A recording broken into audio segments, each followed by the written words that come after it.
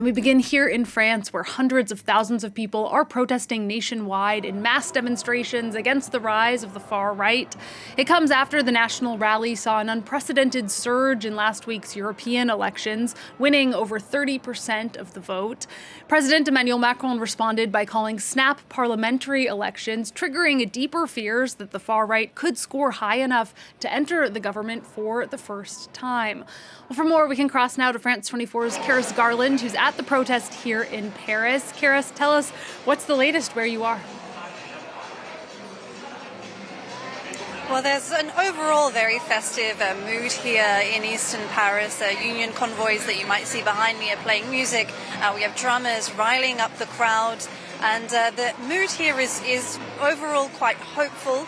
As you said, these tens of thousands of people have come out to protest against the far-right party, the National Rally, and its unprecedented gains in last weekend's European elections. But they really do believe that this new left-wing coalition made up of 4 left-wing parties here can make a difference and can come through in the legislative elections starting the first round, 30th of June. Some of the people that we spoke to said that it was really important for them to come out here and protest against what they call the National Rally xenophobic policies, overall anti-immigration laws and things that they might put in place in this domain in particular.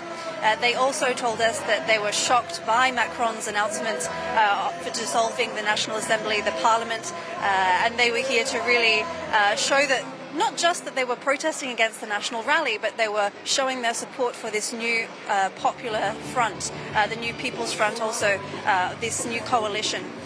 We have seen, however, a little bit of violence. We've seen some damage to banks, bus stops, things like that from some fringe groups.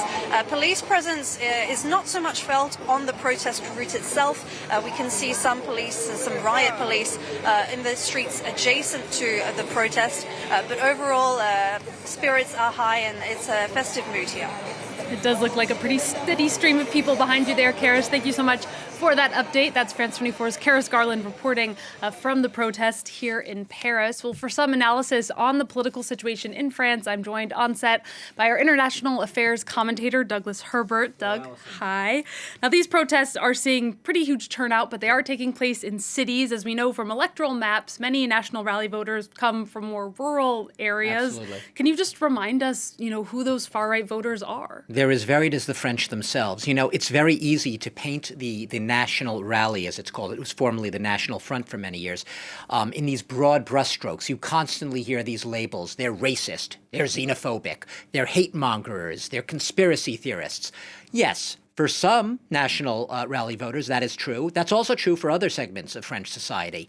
What you can say, though, there are some general broad themes, and I have to be careful in saying broad themes that you can tie to the National Rally because this is exactly the message their leaders has given. One of it is this hard link sort of connection between the sense of social suffering of people, their purchasing power being down, that they're feeling the economic pinch, they're not doing well socioeconomically, and connecting that with immigration, and specifically with what the National Rally leaders have called an immigration invasion, being submerged by all of these immigrants, these foreigners pouring into France.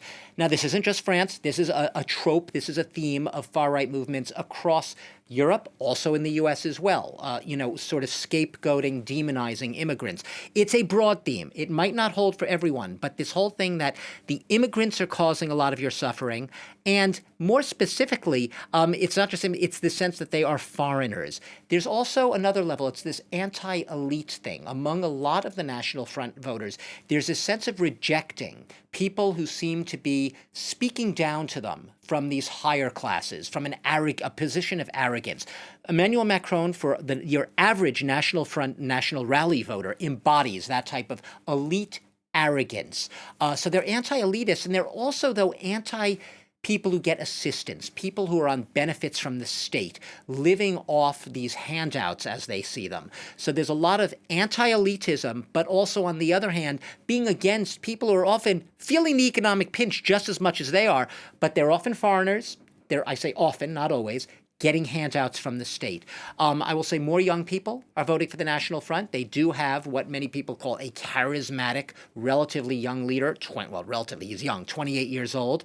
And he is seen as potentially the next prime minister if they get a sizable majority, as some predict, in a couple of weeks' time in these elections for the national parliament. But not to broad brushstroke them, but there's generally an anti-immigrant sentiment, a fear for security, and also a fear that immigrants are causing a lot of the security problems in France, even if the actual statistics do not bear out that perception. Yeah, it is just interesting to imagine how they might be, watching these protests against them. Emmanuel Macron, meanwhile, has been out of the country for the past couple of days.